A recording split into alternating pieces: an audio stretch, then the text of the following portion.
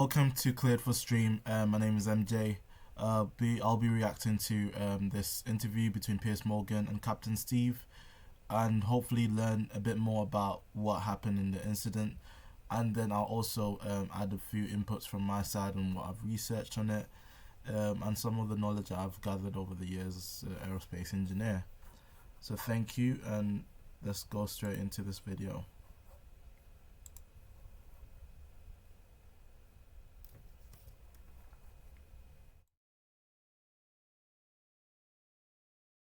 Is just not a scenario that fits into.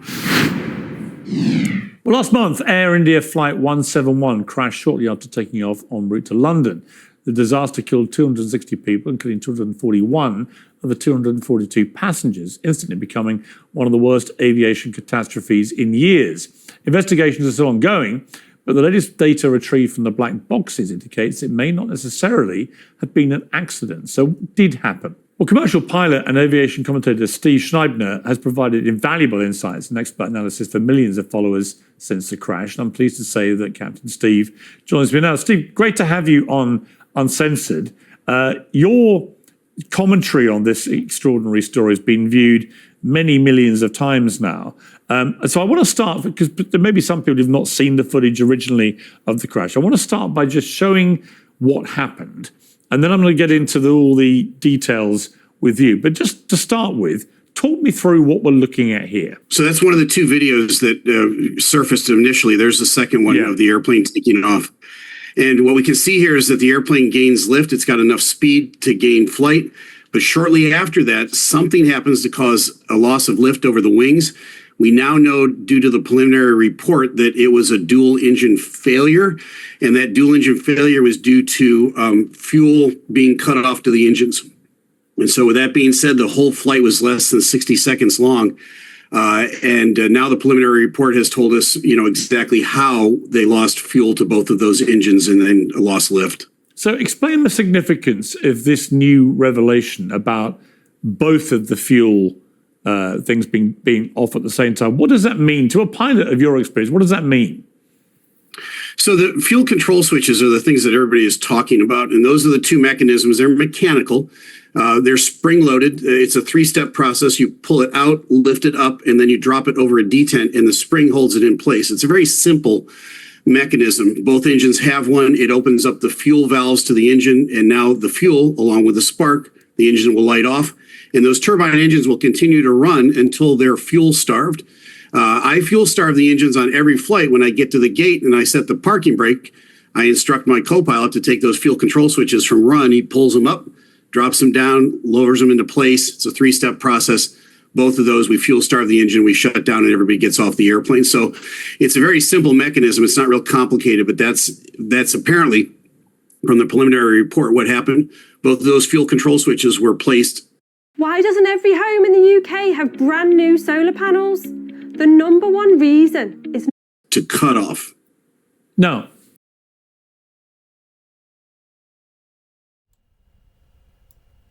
So first of all, mad respect to Captain Steve for how he's just broken this down after Piers Morgan's question posed to him. So the scenario we have here is both the fuel pumps were cut off, which means there was a depreciation of fuel being supplied to the engine. And why this is not good is it stops running, so that means the plane did not have any fuel at all running to the engines. So, and this is also like a situation that's called fuel starvation.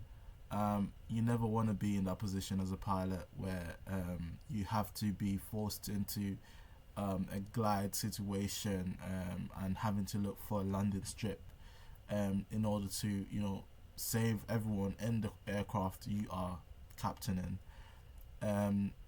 So it was really a high pressure situation, like I said in previous videos. So from the flight mechanic's perspective, when an engine loses fuel, you get a flame out, and that means that engine just shuts down on a twin engine aircraft, and that's already serious.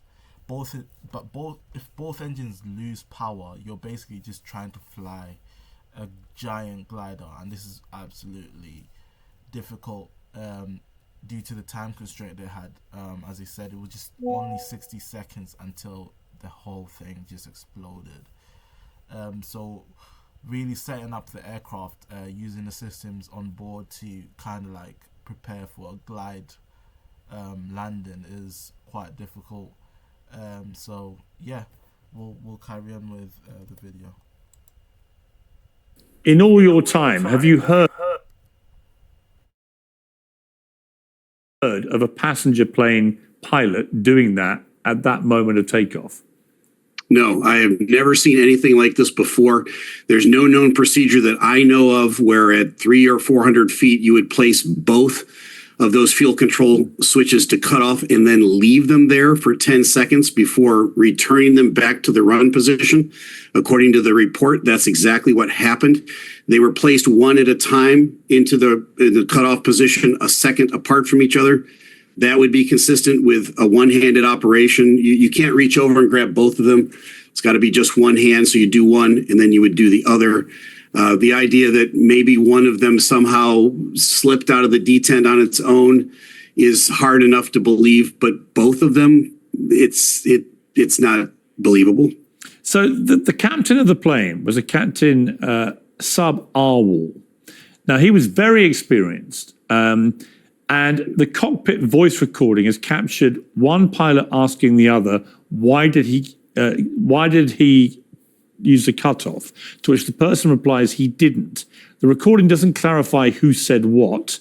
At the time of the takeoff, the co-pilot was flying the aircraft while the captain was monitoring. So specifically in relation to that, Captain Steve, what does that indicate to you? Well, I think you have to look at how the question was phrased. You can see those fuel cutoff switches out of the corner of your eye. And so when pilots are rotating the aircraft off the ground, they're using almost exclusively their peripheral vision, right? Because as they pull the nose up, all they're going to see in front of them is sky. They have no reference. So out the side of your eyes, you're going to see the ground begin to lower, and that's a normal thing. At the same time, if somebody reaches over to grab those fuel control switches, that's going to be very unusual. That's not a normal thing. Your brain's going to register, like, what did I just see? If they had somehow just slipped out of the detent and down into cutoff, I think the question would have been more along the lines of what happened or why did that happen, not why did you do that? I think they saw something. That explains that question to me a whole lot better than they just somehow slipped out of the position. I think they saw some movement over there connected with that. And it would make sense because they were done 1 second apart. And typically we start and we cut off the engines at the gate left to right, the number one engine to the number two. And in the report, they said the left engine was shut down first and then the right a second after it. So there's something called the RAT, the Ram Air Turbine. Essentially, it's an emergency propeller. That was also deployed. And my understanding is that is also incredibly rare for that to happen on takeoff and so quickly. Is that your understanding? Yeah, the RAT is an instrument of last resort. It's designed to give the pilot a little bit of electrical power, enough to shoot an approach and to talk on a radio, and enough hydraulic power to operate the aircraft so they can land it safely.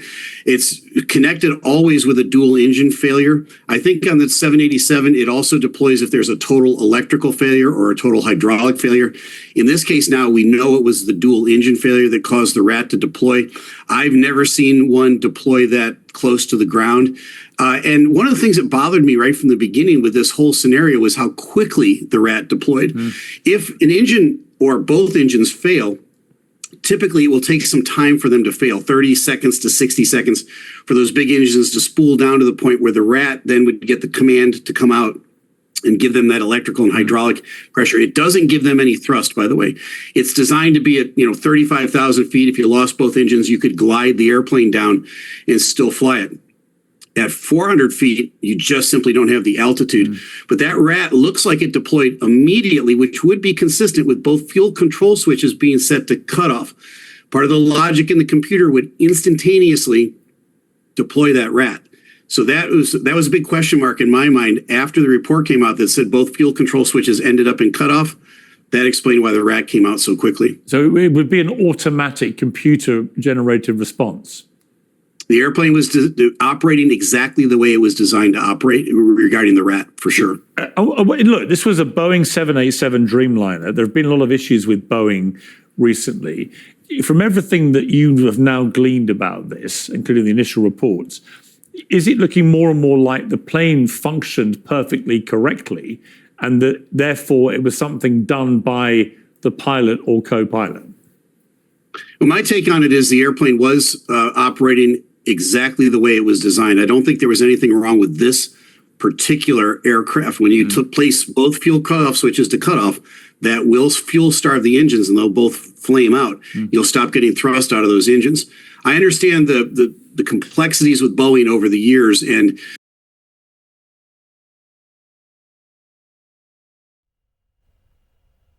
I'd like to pose that question into the comment section. How do you guys feel the scenario unraveled? Do you reckon the pilots had a significant input into what happened, or do you reckon it could be like just a minor a mistake that could easily happen to any pilot that's out there? If you guys are aviation enthusiasts and have more knowledge about it, kind of like discuss that in the comment section and let us know, or let me know, because it's really great to have these conversations, because it then helps us, have solutions for any future scenarios that might happen similar to this.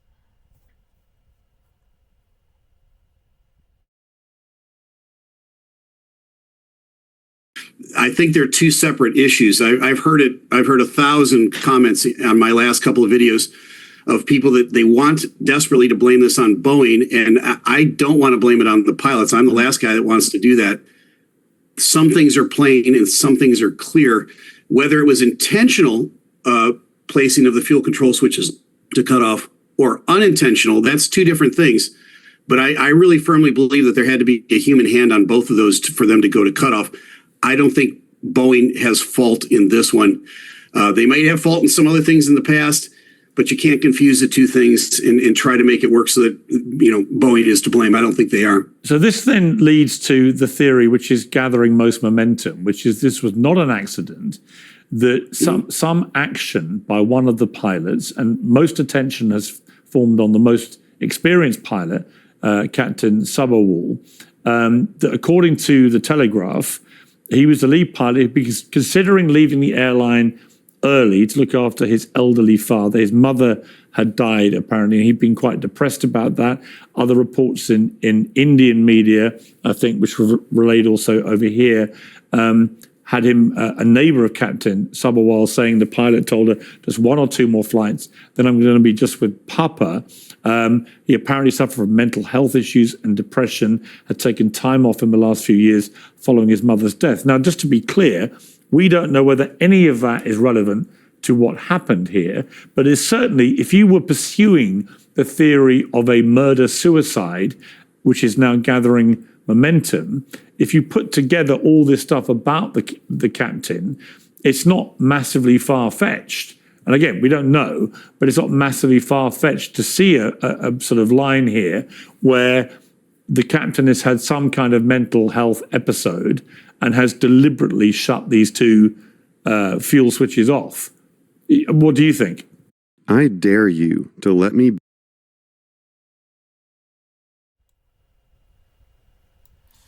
Yes, mental health is a really critical part of any profession nowadays, and also through training. So pilots, student pilots, pilots in service, and experienced pilots, it's always good to have a check-in on mental health, because this has come down as a common thing in most accidents where there is something leading up to it, where someone is depressed or someone has had a family thing that has affected their life leading up to the flight itself. So men's mental health, pilots' mental health, everyone's mental health is really important in this day and age. So everyone out there, make sure you check in with your GPs, the mental health organizations around, and always update them on where your mind is at and how you can get the right support.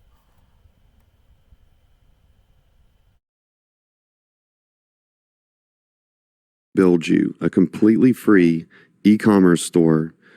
Well, today's show is sponsored by American Financing. If you're feeling stretched by everyday expenses, groceries, gas, average of $800 per month. Knows anybody after the fact. However, it is a very stressful job, piloting, and fatigue is a factor, and balancing your home life and being on the road and living out of a suitcase. Those of us in any profession that travel a whole lot, those things are difficult things to balance sometimes in our lives. You throw on top of it the stress and the responsibility and the trust that the general public places in us every day flying those big jets. They're complicated. All of that stuff, they're all factors, but I'm not the guy to weigh in and say, I know definitively one way or another. I do know that on my YouTube channel, we're starting a conversation now about mental health and emotional health with pilots. Regardless of whether that was the factor or the cause here, there's never a bad time to have that conversation, right? Because the general public is sitting in the back of the airplane, trusting us that when we show up to work, we're ready to go fly an airplane. And that means emotionally and mentally. So I've worked something into my pre-flight brief that 34 years ago, I was flying with a student, and this student was a great student, but this one day we were flying together, he was totally off. And I just turned to him and I said, "Is everything okay?" And he looked at me and tears started coming down his face. I said, "I got the aircraft." I took it. I said, "Man, tell me what's going on." His dad had been up until 3 a.m. Trying to commit suicide. And this student had been on the phone talking his dad out of it. Wow. 3 hours later, he's in an airplane trying to fly. That's not a time to go flying. No. So we took care of that. But I think the conversation now going forward with my fellow pilots is always, "Hey, how you doing?" And I ask them that sincerely. And if I get the, fine, I dig a little deeper. I go, "Everything okay at home? You ready to fly today?" And if I get a smile and a thumbs up, yeah, then we're great. Every once in a while, somebody says, "Are you serious about that question?" I say, "Yeah, I'm very serious about it." They go, "Well, I'm okay to go flying today, but if you don't mind, I wouldn't mind somebody to talk to." So that's an important conversation for pilots to be having with fellow pilots. Yeah. The Indian Commercial Pilots Association, ICPA, said the crew acted in line with their training and responsibilities under challenging conditions, and the pilots shouldn't be vilified based on conjecture. To casually suggest pilot suicide without verified evidence is a gross violation of ethical reporting and a disservice to the dignity of the profession.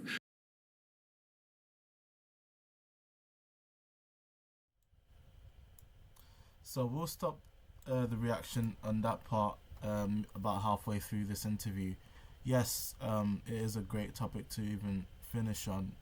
Mental health is really important in very high pressurized professions, especially in piloting, especially in engineering, anything that is going to be critical to thousands of other people's lives. Imagine you are, building a structure, for example, a bridge, a skyscraper, all of these things. If you come to work a day on and you are not in the right headspace, it's okay to, let someone know about the situation you're going through, so that it doesn't really affect the little things that could create instability in the whole operation. And yeah, I am a big supporter of check-ins and mental health, and it's already been implemented in my university in the past 3 years, where we have setups in the university where you can discuss whether it's exam stress, whether it's family conflict, estrangement, housing issues. Yeah, this has to be a focal point moving forward in the aviation industry. Mental health should be looked at. Programs should be created to combat that, so that we have a strong workforce that is never gonna come into these sort of situations, because a lot of lives are being lost due to this. And it's not to blame the pilot for what they're going through, but at the same time, it's also making them feel that it's okay to reach out for the support, because you haven't hundreds of lives under your control. So yeah, I'll have a part 2 of this reaction straight after this.